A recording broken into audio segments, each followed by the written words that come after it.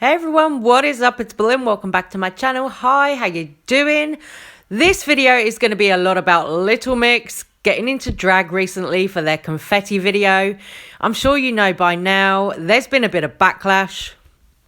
Since the confetti video came out, drag kings are having their say on social media about it, about the fact that Little Mix didn't hire any drag kings for the video, that they only used drag queens, some of the queens from RuPaul's Drag Race UK. Then it was announced that Leanne from Little Mix is going to be a host on RuPaul's Drag Race UK. And of course, that sparked further outrage from drag kings because, of course, again, it's a cisgender woman working on a show that's supposed to be for queer people. The simple fact is, drag kings are a massive, massive part of the drag community, you know, and of course, they keep getting ignored by shows like RuPaul's Drag Race. It sucks to see it, honestly. Since the Little Mix confetti video, drag kings have been speaking up on Instagram. Prince Chayo had this to say, "And remember kids, straight girls will always be of more value to this community than you will ever be." To be honest, Chayo's coverage of this has been brilliant on Instagram. I've been watching. Drag kings on Drag Race ever, let's be clear, ever, in all the seasons, in all the continents, ever, yet Little Mix want to put on some facial hair and a wig and suddenly they're fit to judge drag, not even to just like exist in the space, to judge it, to judge. Bruv. Why don't you just go and tell women and drag kings and trans people in this community to fuck themselves? Why don't you just do that, RuPaul? It's the elitism for me. Like, imagine like just taking up space in a community that you don't even belong to like that, and not even pausing to think like, should I be here? Probably not. The thing that really gets me with all of this is, if you go and look at a show like Boulet Brothers Dragula, last year they had Landon Cider, a drag king, actually win their show. So when it comes to Drag Race, how come they are so narrow-minded about hiring kings or casting kings on the show? You know, what is the reason that a drag king can't go on RuPaul's Drag Race and be a judge? I totally agree with the points that Chayo was making in the IG stories there. It is misogyny. It is transphobia. You know, we as non-binary, trans people or women who are lesbians, who do drag as drag kings, these people are all tired of this shit. It's so frustrating to think that in 13 seasons of RuPaul's Drag Race, there has not been one single king as a competitor on that show. Yet Little Mix come along in boy drag, and all of a sudden, oh look, one of them has the opportunity to be a judge on RuPaul's Drag Race. But it isn't just drag kings speaking out at the moment, it's all kinds of drag artists speaking out on the limited perception of drag that Drag Race actually shows us. I think certain kinds of drag are mainstream now, and they tend to be the bits of drag that the mainstream already wants to amplify. Those things that are already present in the world today, the binaries that people already understand, that distinction between man and woman, the stuff that's easier to understand, maybe a little bit less challenging, maybe a little bit less disruptive. But that doesn't mean it's not also absolutely wonderful to have it out there. As well as that, Alexis Stone took to IG stories saying, wonder why I'm not invited to these big drag con type events like Drag Fest, Club Kids events, these kind of things.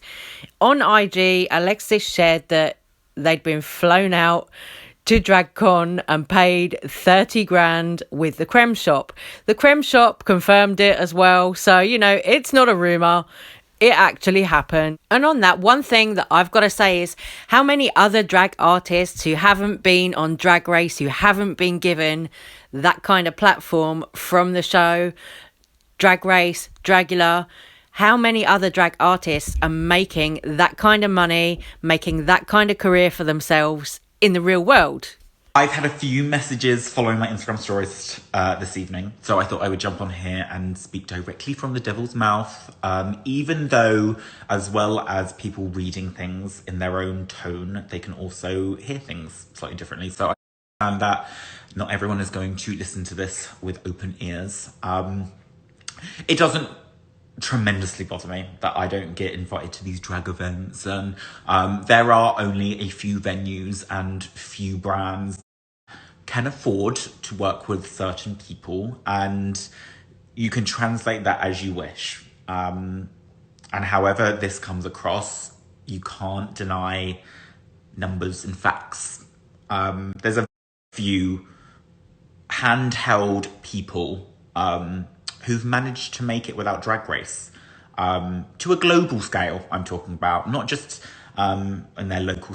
I could probably name 5 off the top of my head that I would perceive to be, I guess, internationally recognized to a large scale, who have produced themselves,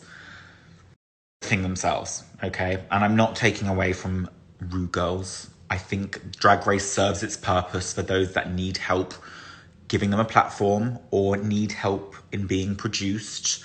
I don't personally think it's difficult to get on the show. I know it's not personally difficult to get on the show. It serves its purpose. But I hope, if anything, I have shown that you don't need reality TV. And that's all it is. It's a reality TV show. It can be done without that, with hard graft. And it's tough. It's not easy. Everyone wants to be at the top and have huge platforms. And a lot of the people that have been on Drag Race come out of it with not even that. Drag Race is there, obviously, to set an example that in order to be rich and famous, you need the approval of Drag Race. So they are there to actively set an example in stripping that away from people who have made it without the help of the machine that is World of Wonder. And that is no shade on them. That is, again, the reality of how TV works. If anyone had any idea in thinking that I was going to go on RuPaul's Drag Race and RuPaul's going to go, Alexis Stone, you're a winner, it's not going to happen, okay? They need to set an example that in order to a certain level, you need the show. And I am a perfect example of someone that's done it without that. And I've never spoken about this because it's such a sensitive subject and the Drag Race fandom is crazy. But I'm just having an honest conversation with those that want to listen. So don't feel like you need to sell your soul to reality TV, okay? You don't need to. I am a perfect example of not needing to. Whether you want to be on the cover of magazines, makeup deals, your own makeup line, international headlines, you name it, okay? You can do it on your own. I promise you, I do it every single day. I've not had a single person produce me. No one decide a narrative other than myself. I do a pretty good job of giving the drama when needed. So don't feel like you need to sell your soul, okay? Because a lot of people do it and they only really have 12 months airtime. And those same people that you're screaming that you love right now, when season 3 comes out, you'll be screaming how much you love them. So just bear that in mind. And you also put a RuPaul price tag on your quotes. And it's hard to outgrow that after. And I know this story is going to be very controversial, but again, I have a lot of friends that have been on Drag Race, which you all know. I know how much everyone gets paid. And a lot of the time they call me when they're asking how much I would be making for a brand deal or things like that. So this is just the other side of the conversation, which I've never spoken about, okay? And yes, there is a lot of money behind social media. And I'm a firm believer of you get what you pay for. And to any of these DragCon conventions, no, you do not get to give me a free booth for me to make money through merch. That's not how it can work, okay? I don't invite my plumber over and give him free plugs, okay? If I'm bringing people to your event, you're not going to tell me what your budget is. You're going to ask me what my... Thank you to all the brands that have supported me. The brands that appreciate artistry for what it is. Not because they need me to be a puff in makeup that bridges their diversity claims, or he'll be cheaper than a... He's not been on Drag Race. We'll get him, which is not the tea. So thank you for the people that have supported me. Thank you for the brands that have supported me, the investors, the people that get the bigger picture, okay? I'm not a fad. I'm not disappearing anywhere. I can't be cancelled by the click of a finger because someone doesn't like something I say. I guess I'm just having an evening of being like, you know what? I'm going to give myself the praise and recognition that I think I deserve, because so often we are taught to dumb ourselves down and that any self-recognition is arrogance when it's not, okay? So yeah, over and out. The very few that I can name: Ellis, Juno, Is She Hungry, the Vilbergs, Pablo Vittar, Alexis Stone. Y'all did it without fucking Drag Race, bravo. Oh, and RuPaul. You did it without Drag Race, and I'm sure you wouldn't compete on your own TV show. And Jodie fucking Harsh, of course. So if you support drag queens, okay? Support makeup artists, support artists in all of the context, okay? You don't have to fall in love with a drag queen out of drag just because a confessional is what teaches you that makes a friendly, approachable drag queen, okay? The artistry and the art form of drag comes in many forms. Whether they're a fucking cunt, whether their artistry is out of this world, unachievable beauty. Support all of it, okay? Not just Rugal. I have you here. Trans lives matter. And no, you don't have to scream every single person's names through your windows at the top of a building, okay? We might not be to your liking, okay? I'm certainly like Marmite, okay? My work is controversial for the sake of being controversial. I have an unfiltered mouth, okay? But that doesn't take away from my achievements. It doesn't take away from anyone's achievements. I don't care if a TV edit makes you think that someone's a bad person.